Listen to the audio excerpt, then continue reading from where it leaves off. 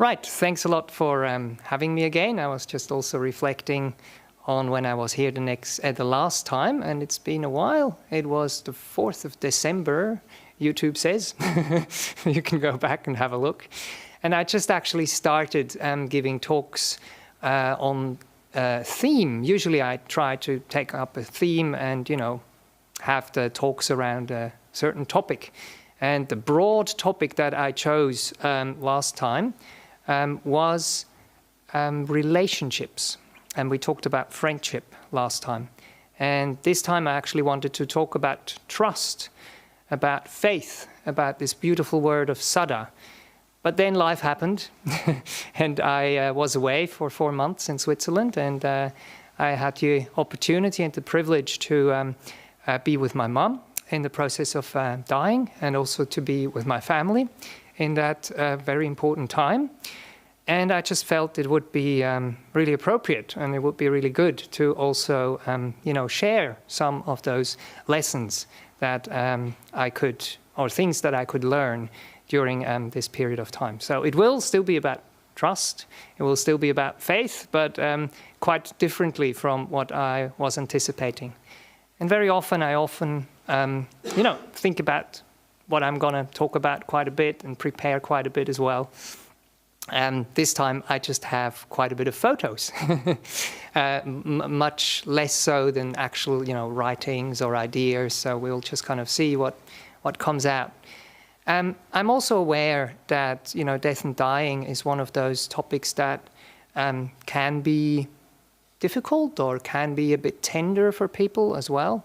So I'm just going to, share how the experience was for me. And I am aware that everyone has their own process they go through when they are together with someone who is dying, or when they have someone who passed away recently. And for some people, these things might be more fresh or more difficult. So it's really important that we are very, very gentle with these kind of topics.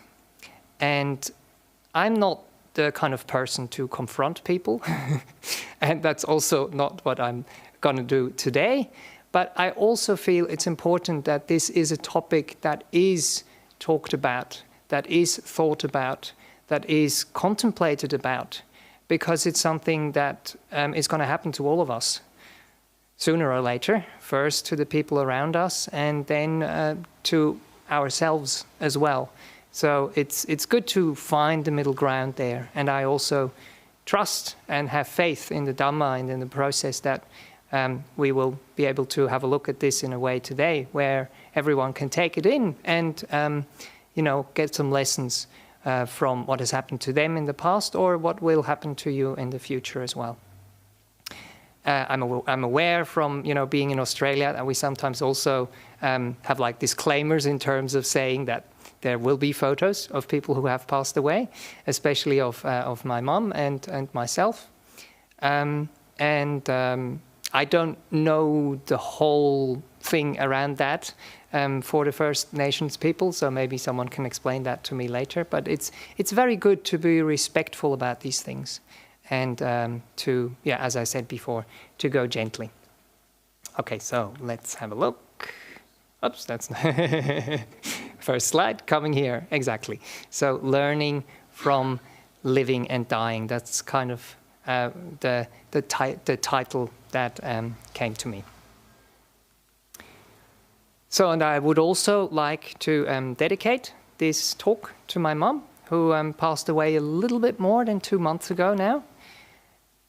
It's also interesting that the date today is exactly a month away from the memorial service that we had in Switzerland. So it was on the 28th of April where we farewelled my mum together in Switzerland.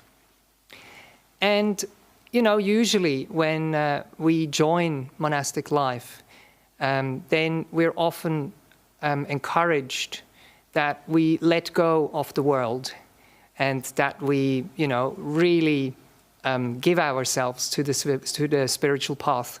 And that is very important. But I also think that we shouldn't throw out certain things that are important. And for me, that was the connection to my family, and that was the connection to my mum. I had to let go of that world in Switzerland. just through the distance that is between Australia and Switzerland. I'm half a world away. And but still, I feel there was a relationship that we could maintain. And I was very, very happy that I could go back home every now and then. And there is a few pictures from the two of us in the recent years when I was able to go and see her. And one experience that, of course, I think a lot of you can connect to as well is the experience of when COVID came around and when traveling wasn't possible anymore. So you had a certain distance from the people, even in your own country, let alone from the people when you're from other countries that live somewhere else and you couldn't really go and see them. This is the last time that I was able to see my mom before I went this time. And that was actually also after COVID, and even realizing after those 3 years of not being together, there was quite a huge difference there. But of course, we live in the age of, computers and, as you can see, Skype there. So that was actually my mum who kind of encouraged me to have a Skype account, and then later down the track also to have a WhatsApp account and to be in contact with her that way. In the past, I didn't even have a phone or something, so I managed to get the WhatsApp on a tablet and to be in contact with her that way. And that's actually a picture, sometimes in Skype you can just take a screenshot, and that's one of the screenshots that she took. And it's quite interesting as well that for her age she was able to kind of do these things. And one funny incident is as well, of course, we monastics, we live together, and Bhante Bodhidhaja, who lives with me over in Melbourne, over in Newbury, we also saw someone sending me hearts through WhatsApp, so he got a bit worried what's going on there. And I was telling him, don't worry about it, it's my mom. And he said, okay, that's fine then. Right, but that communication, that became less and less possible. So in the past, as I said, Skype and then WhatsApp and then, just calling my mom was something which became less and less possible because she didn't quite understand how these things function anymore. And that was actually quite a difficult time to not be able to communicate. And one of those things that recently made me actually quite tender, that's always when you realize, these things are still kind of fresh in your mind, is when Ajahn Nisarana was talking to me, I think it was actually yesterday, and was reminding me of some of those conversations we had before I was able to go and see my mom. And there wasn't so much, content that we could exchange. And often those phone calls were maybe just, half a minute or a minute or something. But one of the things that she kept saying is, Blieb bei mir, which in Swiss German basically means stay with me. And I was trying to, tell her, yes, I will try and do that as well as I can in spirit to stay with you. And what that really kind of triggered in me is this wish that I wanted to make sure that she's not left alone, that she doesn't feel alone in this time, in this crucial time of her life. So I did what I could during the time when I was here in Australia. And then, it's always like, you get the people who visit her and you call them or you WhatsApp them, and then you're able to communicate with your mom in a bit more, vivid way. But it became increasingly more difficult. And I also had contact with the carers of my mom. And when I was calling them around December, I was already certain that usually, I go to Switzerland for about 4 or 5 weeks. And I was prepared to do that as well. And I was just asking one of the carers that is around her for many, many years now, what do you feel? How is the situation? And that's the first time when she kind of went and had a look at her, came out of the room again and said, I think it's good if you come. And I was very, very grateful that I could leave. And that I also had the support. As a monastic, we don't have the ways and means to do these things. So there was a kind supporter here, and it was, during the peak season, just after Christmas, to travel to Europe. So it wasn't so easy to do that. And then also when I actually came to Switzerland, And I stayed for those 4 or 5 weeks, and then carried on staying because I saw and I felt there is a bit more time needed. That the people would say, oh, that's very interesting, and that's how does that actually work, that your employer allows you to stay here in Switzerland for such a long time. So I was reflecting on that and was saying, well, you know, I mean, my employer is really a very, very, very, very nice guy, but he died more than 2,500 years ago. And I don't really have, you know, his permission in that sense, but I know I would have his permission. And I do have kind of a work contract, but the work contract I have is the contract of the Dhamma and is the contract of the Vinaya. And that's the things that I, as a monastic, should be, you know, that I signed my life away, so to speak, and that I should be keeping towards. And that contract I could still keep very well during the time when I was in Switzerland. But of course, it's not so easy as well, being in a country who doesn't know so much about Buddhism. Okay, that's right. That's why I put the picture in there, so we don't have the slides up there for too long. That's all good. So one of the interesting things that happened, I mean, first of all, my friend who lives in a really kind of small apartment, I always called it like a hotel room, because you come in, there's a bathroom, there's a tiny little corridor, there's a little kitchen, and then there is one space. It's like a studio. And when I called him and explained the situation, I mean, he was already aware of it. He said, oh, yeah, of course, no problem, you know, come and stay with me in this tiny little apartment. And I was very touched by that, and I actually did stay with him in the beginning, but I was aware that, you know, you can't stay with someone for a long, long, long period of time, especially in such a small and confined space. So what we found out, and what I already knew, is that there is a Christian monastery right next door to the place where my mom was. My mom was in a nursing home. So that's a Capuchin monastery from, you know, the 1500s, 1500 and a half something. That's the 16th century, I think you say. I always get that one wrong. Anyway, like an old, nice building. But what happened there is with those monks, they now don't have that many monks anymore. They have about 12 monks. So they started to rent out a part of the building. And they had studios in that building. So I was actually able to go and stay in one of those studios in that Christian monastery. But when I came to the monastery, they also showed me around. And one of the rooms they showed me there is their church. And this is the back part of the church. This is the choir. This is the place where the monks go to meditate and where the monks go to pray.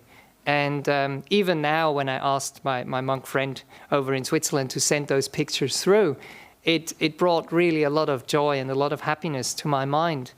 Because even when I saw that room and when I felt that room when I came there the first time, I really felt at home. It was a different religion, of course. I'm not a Christian monk.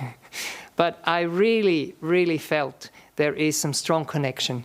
And that's also the place where I would go in the mornings. They actually have a meditation there before they have the prayer. And then they also have a meditation in the evening and the prayer in the evening as well.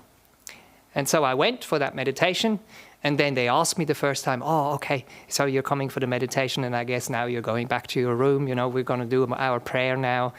And I felt, no, I will stay for the prayer, and I will just, you know, try to do what I can and just feel how I can resonate with what you are doing in your religion. And I found it very interesting and very touching how much I could actually connect to some of those things that they were praying, that they were doing in their day-to-day lives, and to actually have respect for what they do as well. So I actually even had my little spot there in their church where I would usually sit. And then over time, because I stayed there for 4 months, I actually had a little spot in the monastery and in their community as well. So Brother George, who you can see here, he's the superior of the monastery there, and he's actually also the person I called back then when I was trying to find a place to stay. When he spoke at the memorial service of my mom, he actually referred to me as Brother Bodhi.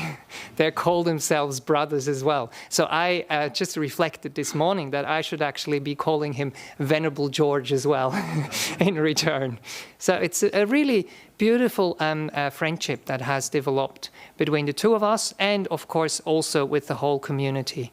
And I think that was only possible because we had trust, because we trusted each other, because we had respect for each other, and because we took it very slowly. And of course there will be disagreements in terms of the teachings. But we had, some discussions which were lively and interesting, but it was never, a fight in terms of trying to, say, oh, my religion is right and your one is wrong or whatever, the other way around. And that was really touching what has actually developed over that time. So this is the little room.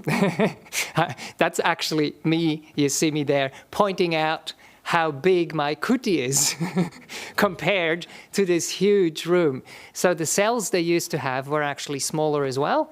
And I think they took the wall out in between and they put two cells together. And then you also have quite a nice room. And then you also have a little bathroom and a toilet next to there in your room. So I had all I needed. As a Buddhist monastic, you have, there are certain requisites, and one of them is to have a roof over your head. And I didn't just have a roof over my head, I actually really had a space where I could retire. And I also had a space, which I showed you before, where I could meditate and where I could pray. Of course, I meditated in my room as well. But as I said before, in that room, there was such a nice energy that I really liked to sit there also. Now, on the right side of this picture, on the table there, you see a piece of paper.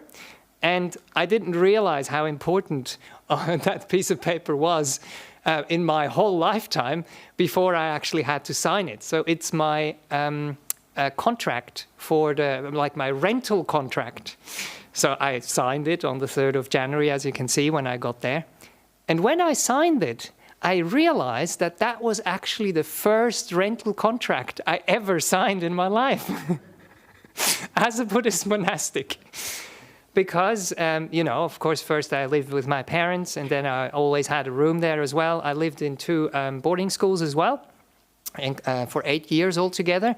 And then afterwards, I moved in to a flat with 4 of my friends. And, one of my friends, the one that I stayed with in the beginning, he was actually the owner or he was on the contract. So I would just, pay my rent or pay a bit of money to him to pay the rent. So, see, I've never thought that this was happened to me as a Buddhist monk. Now, also, I was sending this around, so you can actually see how close this is. So I was living up there in the attic. And my mom was living really right next door. So the whole garden of the monastery was actually accessible for the people from that nursing home. They had a badge, and with that badge, they could actually get into the garden. That was beautiful. So I could actually go through the garden and go to my mom and then come back.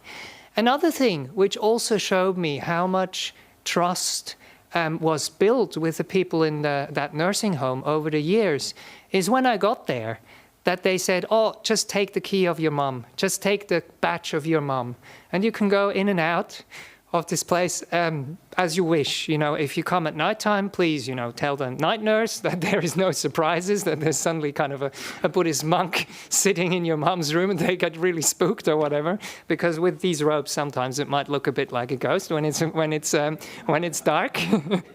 But that was just so touching and so beautiful as well. Actually, that picture there was, of course, taken out from the internet somewhere. That's how it looked like, because it was winter, and I usually don't travel in winter. So here you can see the view from the room where I stayed at, right across the garden to the nursing home. So really, 1 or 2 minutes away. And then here, one of the pictures that I sent around, and people were commenting that I look happy, but I also look fat. And there's a reason for that. I didn't put on weight while I was in Switzerland, I think. But I am very well equipped through living over in Melbourne and I have the right clothes, so I am wearing a jacket underneath my robe, which makes me look a bit more chubby than I actually am. And there is, of course, also a monastery in Switzerland. It's called Kandersteg, It's called Dhammapala, and they've already helped me as well when my father was dying 10 years ago. And it's become a bit of a tradition, so to speak, when one of my parents dies, that I go to Switzerland for 4 months and that I stay at that monastery as well. But it's up in the hills. It's about 1,000 meters above sea level. And it's just not practical to, drive with the train 2.5 hours, and maybe when you change the train, even 3 hours to go back and forth. So I wanted to be close to my mum, and that's why the Christian monastery was beautiful. So that's the monastery there. Dhammapala.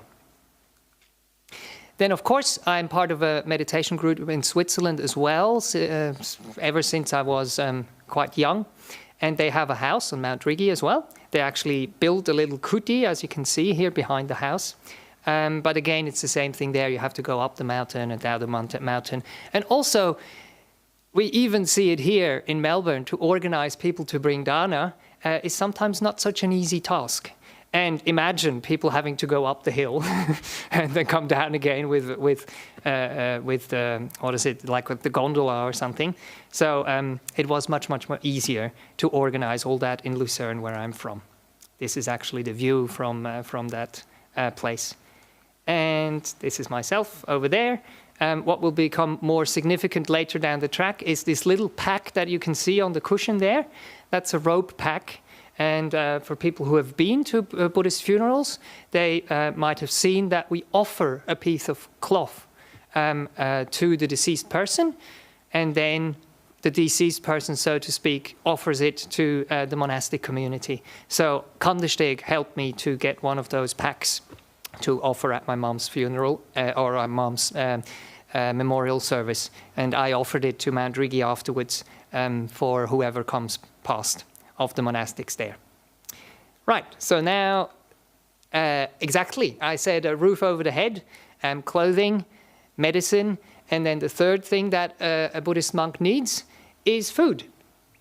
How do you organize that? If you're going for a week or two or even a month, then it's fairly easy to organize these kind of things.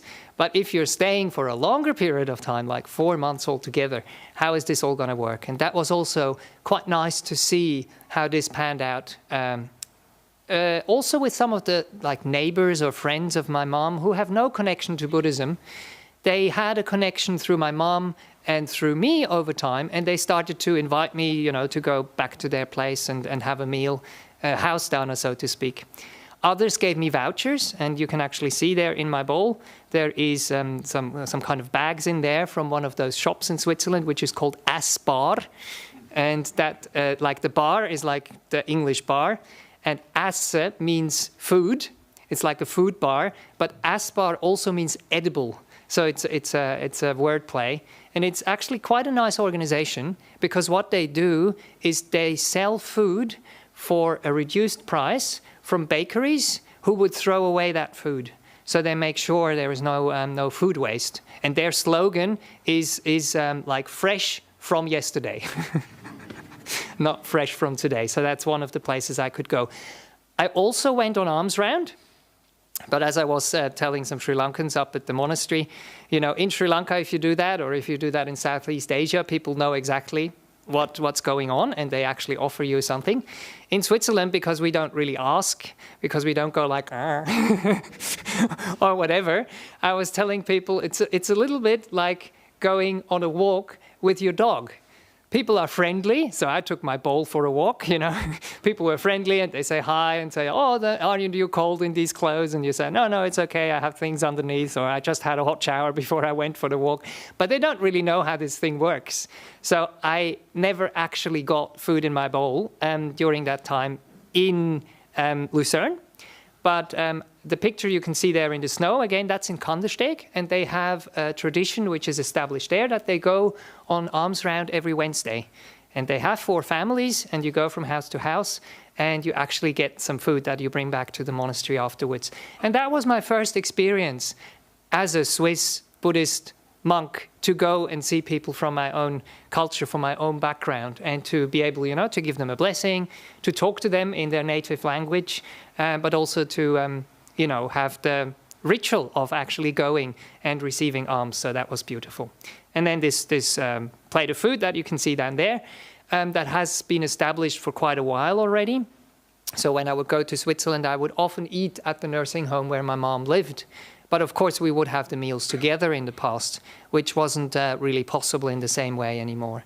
So my mom donated a bit of money, and then also donors in Switzerland, and then which I was really kind of heartened as well. There were people here in Australia, there was a family in Canada, there was someone in Paris even who offered funds so that I could go and eat at the nursing home. One thing which really touched me as well is one of the people who worked there. I mean, of course, they would see me have the meal down there. And she asked me, do you get the meal for free? Because she realized I'm coming to see my mom, on a regular basis for such a long time. And I said, no. But, I have support and I have donors who pay for this. And then she said, because they get vouchers, like for teas and coffee, because they work there. And she wanted to offer those vouchers to me. That was really, really touching. But I explained to her that, when I'm on my mom's floor, and then they usually offer me drinks anyway. And I'm not such a big coffee person anyway. But it's something that was just so beautiful. And then also to just see how dana works. That's what this flower is about. It's not an edible flower, as far as I know, and I didn't eat the flower either. But when I was on my way to see my mom one day, I wouldn't always take the bus because, there was no connection, or it was actually quite in a nice place in Lucerne where you can walk quite easily. So I was walking up the hill, and as I was walking up the hill, I see these kids kind of just looking around the corner and then shuffling away and looking around the corner again. And so once I came around the corner, I saw they had a little table set up, and they had a table with flowers and some, things that they have created themselves. And they had a little stall, and they wanted to sell something. And, I didn't feel like explaining at length what's all going on here, but I just kind of said, oh, look, I'm a Buddhist monk, and I don't actually have money to buy anything. And I wanted to carry on walking. But before I could even carry on walking, there was a boy and a girl. The little girl took one of the flowers and handed it over to me and said, this one is for free. And so I took it and thanked her a lot, and also explained to her that I'm actually going to see my mom and that I'm going to bring this flower to my mom. And because that really moved me, that's also why I took a picture, and that's why I can show you now. And I walk about 50 meters or something, and someone else comes and says, oh, I was just in Burma or wherever it was, and there were all monks and nuns, on the road. And it reminds me exactly of that. So these kind of coincidences that were very, very nice for me. Okay. Then one other thing that happened for me, that first I felt was quite a bit of work, but we had a lot of photos from our family. And of what we've done, because I helped clear the apartment of my dad, I helped clear the apartment of my mom before she moved to the nursing home, you always end up with a few boxes. And one of those, or a couple of those boxes, I must actually say, who were in the cellar of one of my mom's friend, were the boxes with all the photos. And I always wanted to, sort through them. And every time I went, I would sort through them to a certain degree. But this time I had a bit more time to actually also digitalize those photos. And sometimes it was quite an arduous work because, if you want to upload them on an album so you can share it with your family, and you want to also make sure they have the right name and they have the right date so they're in the right order. So it wasn't always easy. But what really helped is that my mom did write on the photos, especially in the beginning of her life, before all the children were born, where the picture was taken and what time it was of the year. But what I didn't realize is how important that process actually was from what was to come later down the track. And again, I know this is quite personal, what I'm going to be sharing now, but it's pictures of me, so I don't mind, that's fine. It's pictures of my mom. so I can't really ask her anymore because she has passed already. But I'm sure that she would be happy, especially knowing what the intention of me is, why I'm sharing all these photos with you. You don't really know my mom. Some of you don't really know me or know me to a certain extent. But what I want to convey is more of a kind of an emotional connection that you will kind of feel through those pictures. So that's my mom and myself after I was just born, and then when I was celebrating my first birthday. How many of you? We're 3 altogether, yes. But that's also one thing. I can only share what comes from me personally, and I want to respect that as well, that, you know, the rest of my family members might maybe not feel so comfortable to share as much as I'm sharing here. Srichud was just saying, why didn't you come on Mother's Day? That would have been really appropriate, but I was just so busy at that time coming back from Canberra, and I didn't actually have time to prepare all this until about a week ago or so.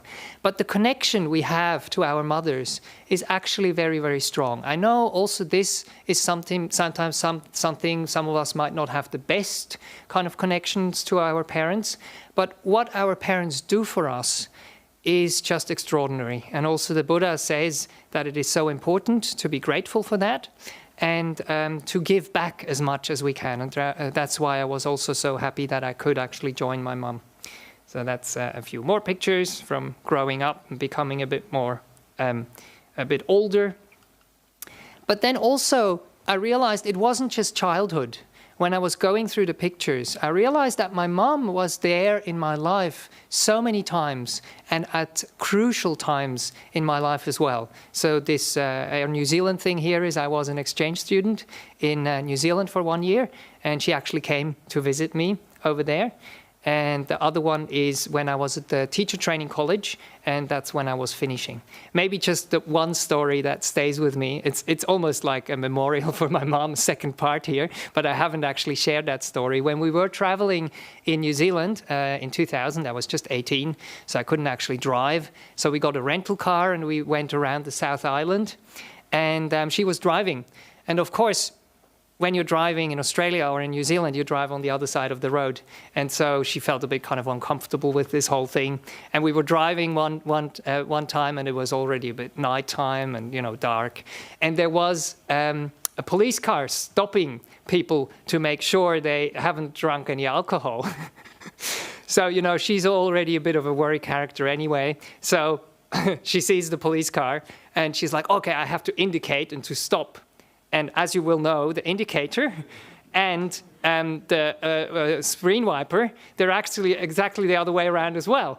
So she goes and wipes her screen instead of putting it. So first thing, okay, she gets there, rolls down the window. And police officer brings out the gadget and says, okay, please talk into this thing. And in Switzerland, she is used to blow into something and not to talk into something. So instead of talking, she started blowing into the thing.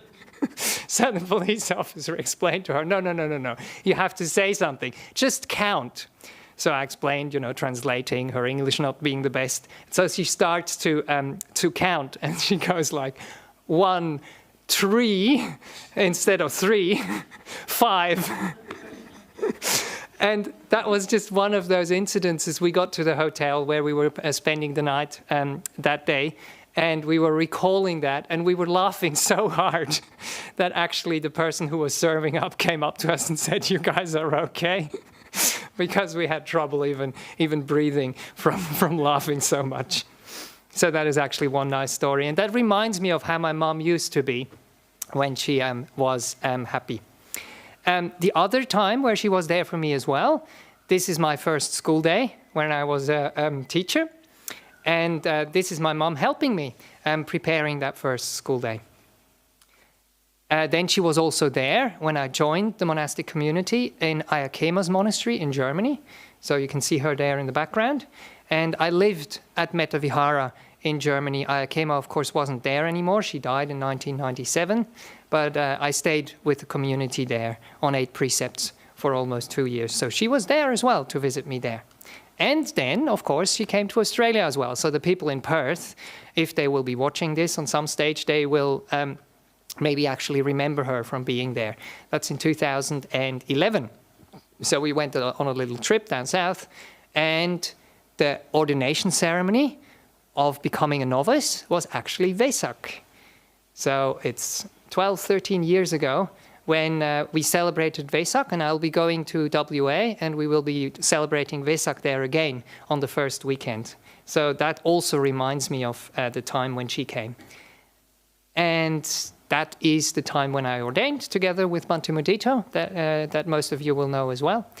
And one of the ceremonies we do is the forgiveness ceremony. So we actually go, we bow to our parents, we ask for forgiveness before we go forth. And you can see it's a bit emotional. That's what you can see here. What is also significant for me, and what you will see why, is the little packet that she has on her lap there. This is the first set of robes that she gave me before I ordained. Now there is a few other pictures of a life before I was actually around. And I also realized how important that was for me, to see the pictures of my mom when she was a child. Children are so innocent. Or also when she was a youth, maybe, 20 years old or something like that. It's one of those pictures. Or also when she came from Czech Republic, she was 23 years old, and she came over to Lucerne. So that's one of the first pictures, the bridge there for the people who've been in Lucerne. And the other one is the time that she spent with my dad. My dad was in Switzerland in the beginning. My dad was a doctor, and he had the opportunity to travel the world to go and see and have different conferences. So that's a picture of her going to Chicago. And it kind of shows, this playfulness and this youthfulness. And now again, why am I showing you all these pictures? I'm showing you these pictures to get a bit of a feeling of the connection that I had to my mom. And that was also important to me, because when you remember the whole life a person had, then you can put that into context when you see them at the end of their life. Sometimes when we are with people at the end of their life, it can become a bit difficult, because we just focus on that part, and it really kind of puts that into context. And that actually allowed me, I'm getting ahead. That actually allowed me to kind of infuse the time I had with my mom. So it's not just her and the time that she had before I was around, but it was also her connection that she had to her own father and that she had to her own mother. And, the joy and the happiness that you can see in photos. And what is wonderful with photo albums is as well that we usually just take pictures of joyous opportunities, of joyous occasions. And that's what we actually should be remembering when we get into a time which might be a bit difficult. And that's another one there, of course, with the famous Matterhorn in the background. And my parents came to Switzerland and weren't able to go back to the Czech Republic because they fled at that time, because it was around the Prague Spring. And so they couldn't actually go back. So the parents had to come and visit them in Switzerland. And I would see in the albums again and again that they would come and visit. And back then they wouldn't actually be allowed to come together, because the government was afraid that if both of the parents came, that they would stay on in Switzerland and that they would lose more people. So it wasn't possible before 1998 when the wall fell and when the borders opened. With the mom of my mom, she actually died in 1982, so I never actually met her myself.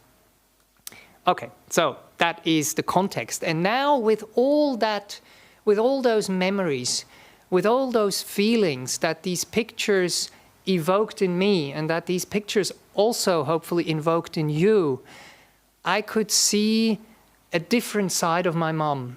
Because when I was with my mom, when it was the last stage of her life, of course her body would be different than the body that we are used to for such a long period of time. But what happened to me is that I always saw these emotions that I tried to evoke shining through this old body, through this sick body. And I think that was something which was really, really important to carry me through that time. So that was possible for me to even, have her when she was sick and dying, to see a lot of people commented on her thick eyebrows. It's one of those things which have stayed with her over life, or what stays with us over her whole life is also our voice, which doesn't change so much. Now, I had the opportunity and the luck to be able to have what I call the gradual training. So sometimes when someone dies very unexpectedly, or when we are not prepared, then it can be quite confronting, then it can be quite shocking. So I collected those quotes, and I made some WhatsApp stickers in the past, and I've put some that are relevant to this topic in here. And that's actually what Ajahn Brahm teaches us again and again and again. That's what Buddhism teaches us, and again and again and again. That when we are sick, that we actually should tell our doctor it's okay to be sick. Sickness is part of life.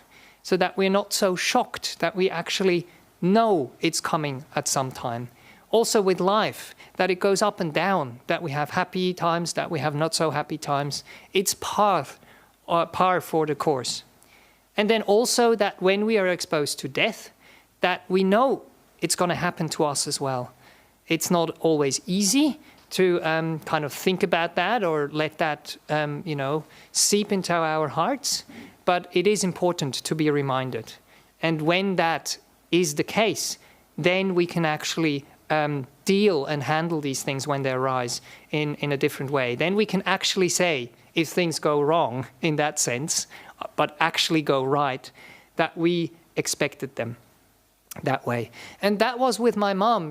She took me on this journey of 2.5 months to follow step by step and say goodbye gradually, to see that communication gets lost, to see that there is less and less meals.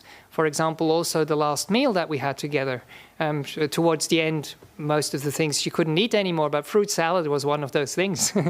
And that's also, for me, it's kind of like a trigger now. When I was in the aircraft and I had some fruit salad, they usually have those small kind of bowls, and I had some fruit salad this morning. It kind of triggers something.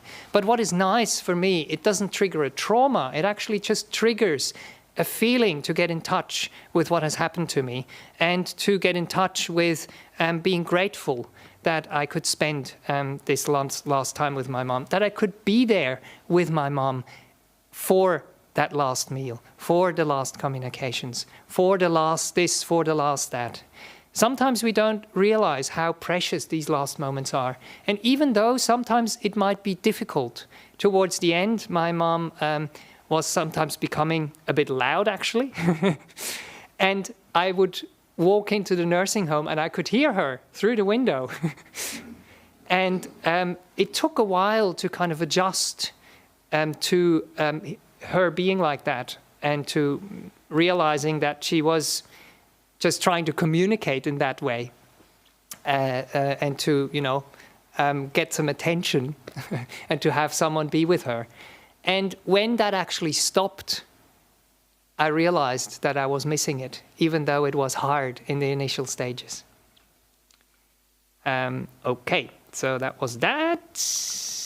Then, of course, the moment came when I didn't have just all those preparations, but where I actually had to let go, and where she actually passed away.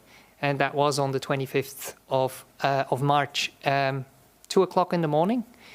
And because I was prepared, because I had all these teachings, I was able to go there, give a last chanting for her, and to actually stay with the body for the rest of the day, until the undertakers came and we put the body to rest in the coffin. And I was amazed how peaceful that actually was, and how the relationship that I have built over a whole lifetime, and also the relationship that I have built over those last 2.5 months, could basically kind of transition in that transition which was happening. What really kind of amazed me is how, even though you have a body which is lifeless, which doesn't move anymore at that time, how I still kind of had the same kindness and the same relationship to that body which was lying there. And I almost kind of felt like she's still alive or she's still there, even though I knew the mind and the body had kind of separated at that time. And I wasn't freaked out. I was able to be there. I also have some Q&A sessions, always on Saturdays, on the last Saturday of the month, and I had a Q&A session with the Q&A group. I also had a meditation on Zoom with people where I was actually sitting in the room with my mom, or with what was left of my mom there. And it was just so peaceful and so normal and so nice in a way as well. And I wish that we could have that kind of relationship to death and dying as well. I don't know how it works here in Australia. Some countries, they have a really big taboo about all these things, and they don't really allow people to be close and to experience this and to be able to also experience the beauty of this. One of the things, for example, in Switzerland is, and in that nursing home, is when the undertakers come and they take the body, they go with the coffin into the elevator, through the normal way, past the reception, out the main gate. And when that happened with my dad in another nursing home, and his aunt was there from Canada, she said, we would never do that in the US or in Canada. You go to the back door, you go down to the garage, you kind of like, try to hide it away. And it was so beautiful to see that it is actually accepted. Because once we start to accept dying, then we also accept life. We don't realize how closely these things are interwoven with each other. And if we shut one of those things out, we're actually shutting the other thing out as well. But as I said before, this is something which has to be done very gently and very kindly, and in a way where people can find their own ways how to do this. Right, so 2 o'clock in the morning, and I had already a message prepared to send out to the people. That's actually one of those pictures that I send out as well. And we also had a little saying that I would like to read out, which was on the kind of death announcement, so to speak. And that was about hope. And it's from Václav Havel, which was one of the presidents of Czech Republic, or Czechoslovakia even back at that time. The more unappropriate, that difficult word, the more promising actually the situation is in which we demonstrate hope, the deeper that hope is. Hope is definitely not the same thing as optimism. It is not the conviction that something will turn out well, but the certainty that something makes sense regardless of how it turns out. Hope in this deep sense, hope in this deep and powerful sense is not the same as joy, that things are going well, or willingness to invest in enterprises that are obviously headed for early success, but rather an ability to work through something because it's good, not just because it stands a chance to succeed. And that's what kind of represented the life of my mom as well. She had cancer twice in her lifetime, and sometimes, things were pretty bleak. But she always showed hope. And also, when you're with a dying person, in some sense, it is bleak as well. But you should still be able to not lose one of those precious things, like this hope that Václav Havel is describing here. Okay, I don't know how we're going with time. I've been going for quite a while, isn't it? Okay. You're still okay? Is this too much, or is it? Because what I would like to share is also a few memories, or a few what happened next in the memorial service there for me. Maybe for you also to get some ideas, because very often what we lack around death is we lack rituals. And if there are beautiful rituals that we can do that can help us to deal with death and dying, it can actually facilitate. Oh, right, there we go. That's the other thing which happened first. I don't know if I get to the memorial service. That's the thing. So your mom dies, you have to deal with all of that, and then bang, next thing, you have to clear a whole room. Not an apartment this time, but still, a whole room of stuff. You don't get any time to think and reflect. So that was actually quite hard.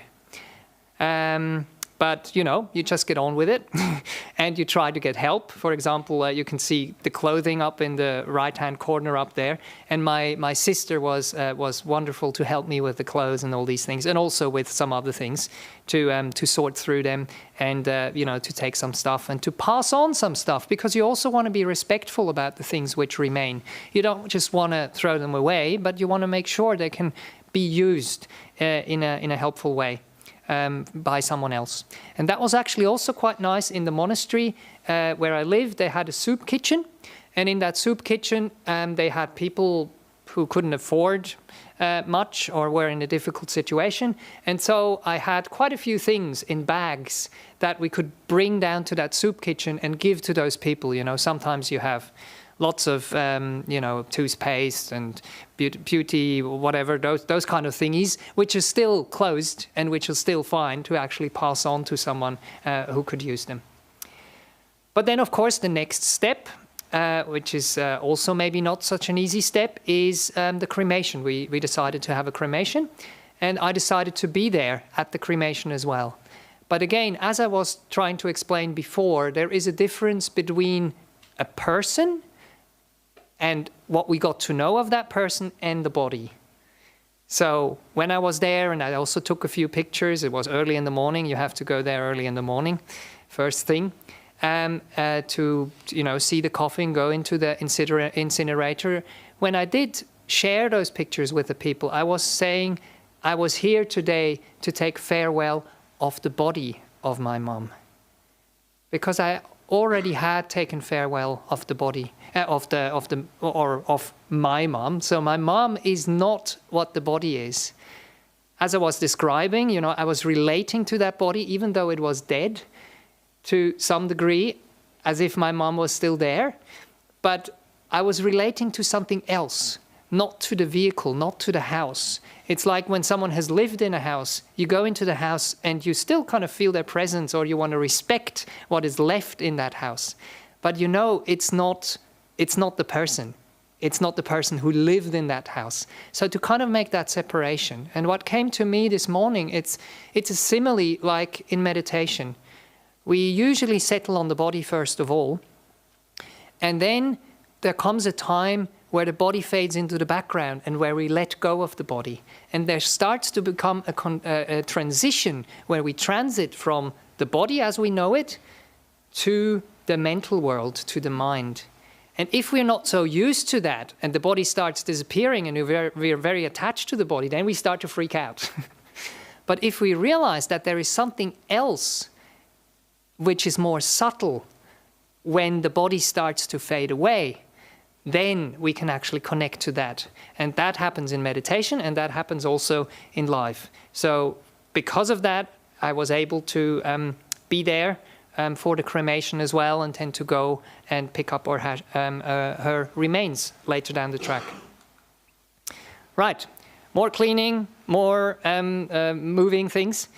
The monastery, again, was very, very helpful there. They gave me one of those little cart thingies there to take things. And so I could pass on even some of the furnishings to that monastery, which was actually quite beautiful, and it was so close. But now one of the things which happened, which is the problem, so you can see now, it does go the wrong way around. Okay, I see what you mean. It doesn't turn it around. Okay, anyway, we can switch them off. There were some videos there, but it doesn't matter. So in the first one, it basically shows after 7 days when I was able to clear the room and it was all empty. And that's usually not what happens. I was very fortunate, again, to have so much time to spend on this and to do it properly. So the room was completely empty. What happens very often is people, you know, just take whatever they feel they want to take and leave the rest, and then the people in the nursing home have the job to, you know, dispose of the things and clean the room. And the feedback I got, they said, we've never seen a shiny room as shiny as this one. Because also, you know, when I was working in there was sometimes dust behind the furnishings and so on. Then I would get the vacuum cleaner, say to the cleaners, can I have the vacuum cleaner and clean it up? So it was actually really nice and shiny when I gave them the room, and they were really impressed by that. But when I returned the key, that's the key I talked about, that was actually one of the really difficult times for me, because I now had such an intimate time with my mum, and I had a mission, I had a task to complete. And when I returned that key, that task finished. And even though I still had some money on the account to go and have lunch in there, actually one of the other inhabitants of the nursing home also put some money there so I could eat there. So I would still be there, but I wouldn't be able to do what I've been doing for such a long time. So that was actually quite a difficult period, but I got through it. And then the second picture shows the room where I'm staying in the monastery with all the stuff that I moved from A to B.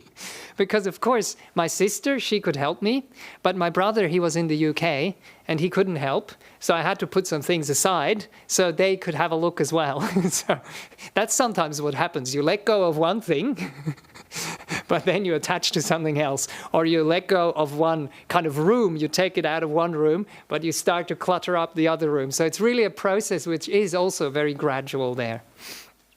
Okay.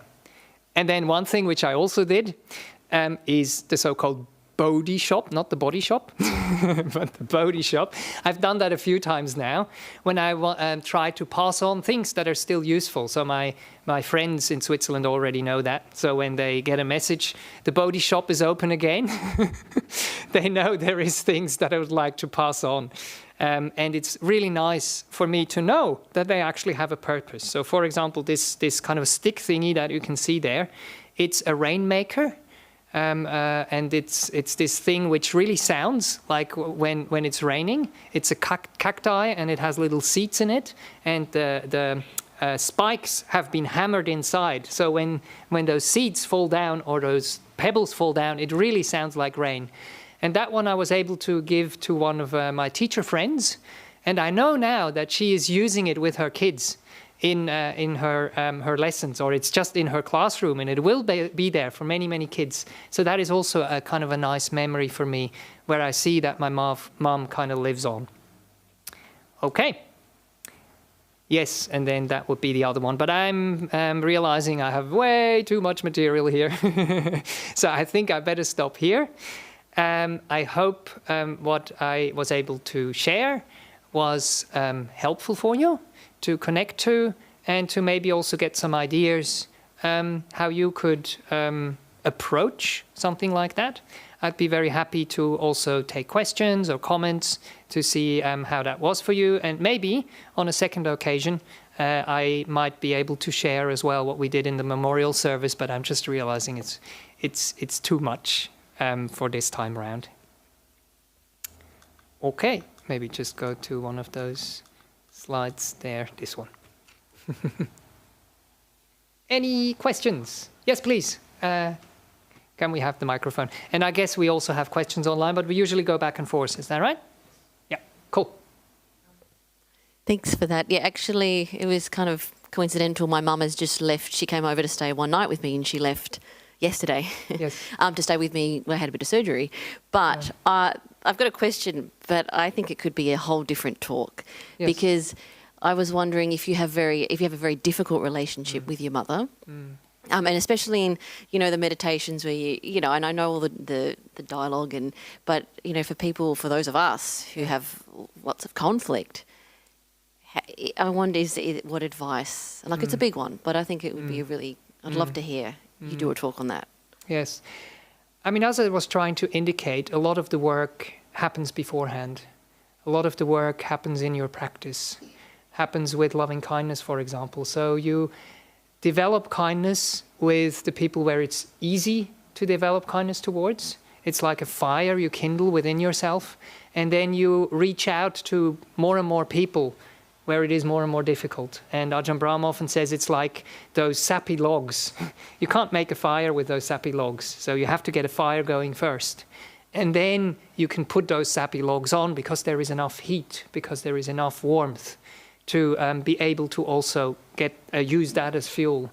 So what I would encourage people to do there is to really practice these things, and to have kindness at a distance, and to have kindness in little increments and really treasure those times you have with your loved ones or with other difficult people where you actually manage to stay kind, where you manage to have a connection, where you manage to kindle that fire, and then just to take it a step further and a step further and a step further.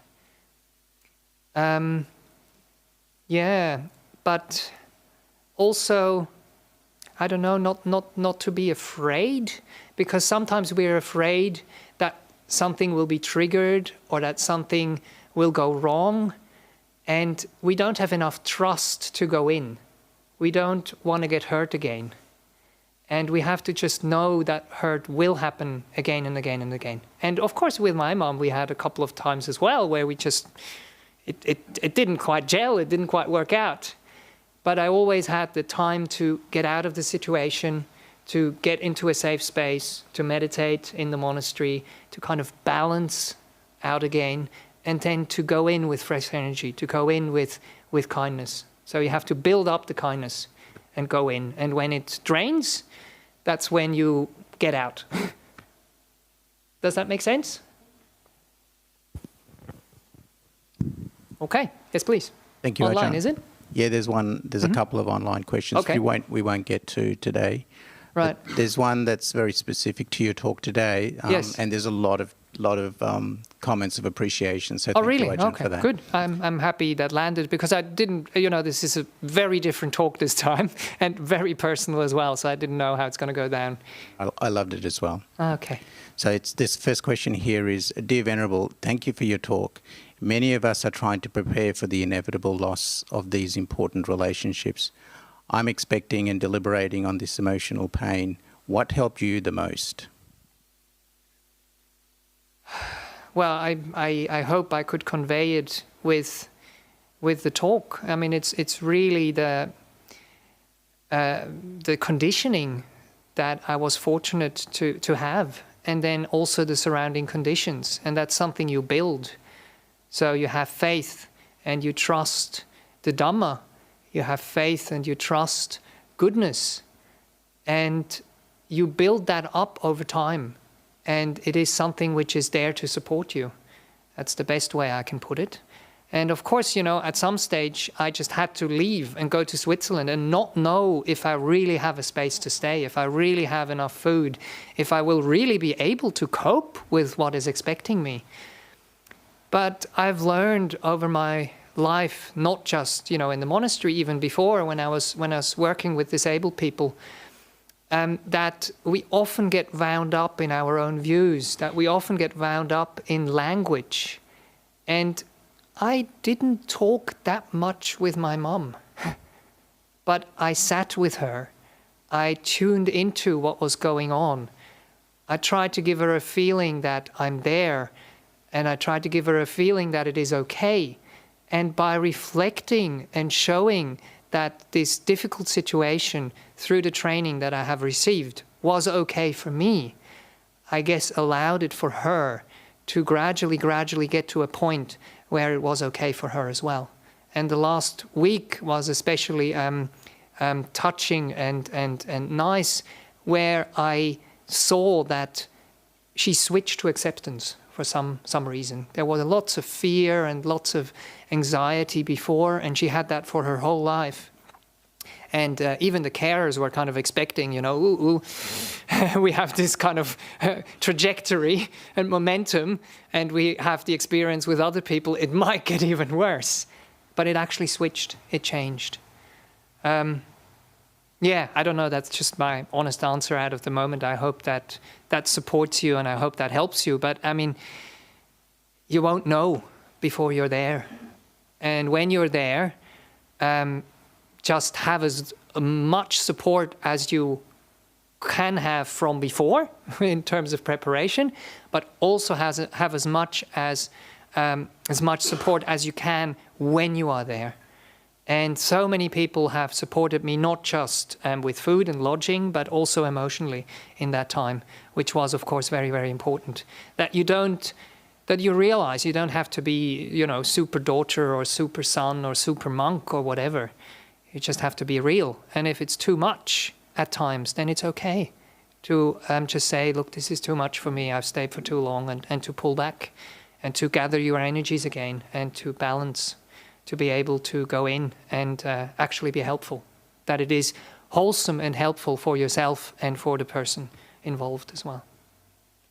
Hope that helps. Yes, please. Can we have the microphone? Because then they can hear it. Thank you for sharing your experiences today. I've just have a question with respect to letting go. Yes. 2010, my daughter died very unexpectedly and suddenly. Oh, wow. Yes. And then in 2017, my partner died in a car accident again, suddenly, unexpectedly. And I have a lot of trouble letting go. Everything's still in storage. Emotionally, I'm still very connected. It's 13 years. 7 years. Yes. Where do I go? Yes. Yes. When these things happen unexpectedly, and especially when they happen to people who are close to us, it is very, very difficult. But what we try to realize is what we are trying to hold on to are the nice memories, are the spiritual things really that connect us to those people. And they kind of live, they find a home in their belongings. And that's maybe why it might be difficult to let go of these things. So we should never force ourselves to let go. Because even if we are very kind of efficient, or we kind of say like, I'm a Buddhist, I have to let go, and we go to the storage and we throw away all those things, we've thrown away the physical part, but we haven't really let go. So we have to make sure that the letting go on an emotional level happens first, and that we then let go of those things gradually, step by step. So yeah, just do it one thing at a time if you can. And slowly work your way through this. But also remember that what really remains in your life, and that's what I wanted to share from the memorial service, but I might also bring it now, is the love and the time you had together with that person. And the love and the time you invested into the relationship with that person. And that is something which lives on. That is something which lives on in your own heart and not in the furnishings or in the kind of things. And that's something, if we remember that, if we nourish that, if we bring that in our own life, then we actually do the best service to the people that have left us. And the same thing happens on their end. We have sown those seeds of love and of care into their hearts. And in Buddhism, we believe that we don't just, go out and that's it. So they have their own life somewhere else, and they take that with them as well. And it's good to remember that, and to focus on those kind of things. And to also, one thing to remember is that the people we've left would like us to be happy. And sometimes we deny ourselves that happiness because we think we have to.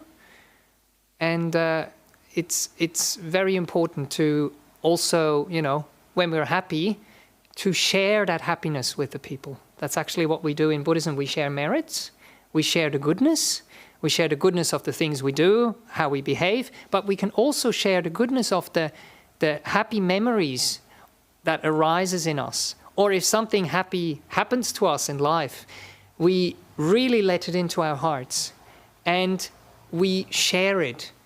We share this happiness with the being that has passed away. So we are not just happy for ourselves, we're actually also happy for them. And we know that they are happy, that we are happy. I don't know, does that make sense? But you have to try. I know it's a long process.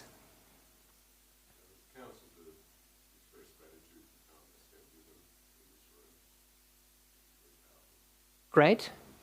Yes. but it doesn't make the... Right. And it doesn't make the other thing go away before we have really accepted it. And acceptance is really a gradual process. So you just go one step at a time. And then you go 2 steps backwards. And then you take 3 steps forwards again. All I can say is to encourage you to carry on walking in that direction. And there will come a day where you will be able to accept it. And when you accept it, then letting go happens. But you can't let go. You can't, because then you're pushing it away. And pushing things away is not letting go. It's another form of attachment. Well, all the best on your journey. I hope that helps. Okay, time is it's time to finish off, isn't it? Yes, but I guess there's already another talk in the pipeline when I come back next time. Or maybe also in another location. Okay, let's pay homage to the Buddha Dhamma Sangha. What I usually do is also I stay back. I don't know how much time I have now, but you're welcome to come for lunch. And if you wish to talk to me about something or ask about something afterwards, just like one-on-one or in a small group, I'm of course still available. Okay.